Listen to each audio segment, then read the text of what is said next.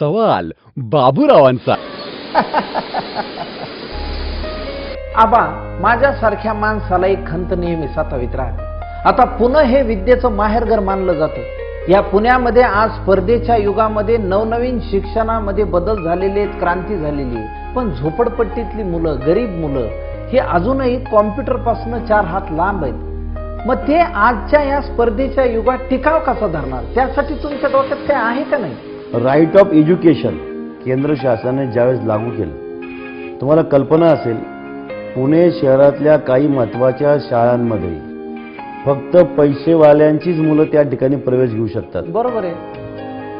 माझ्याकडे ती कॅपॅसिटी नसल्यामुळे माझी मुलं त्या शाळेत जाऊ शकत नाही, चांगलं शिक्षण घेऊ शकत नाही. त्याकरता राईट ऑफ एज्युकेशनच्या माध्यमातून अशा मोठ्या मोठ्या शाळांमधून 25% जागा ही सर्वसामान्य लोकांसाठी राखीव ठेवलेल्या आहेत.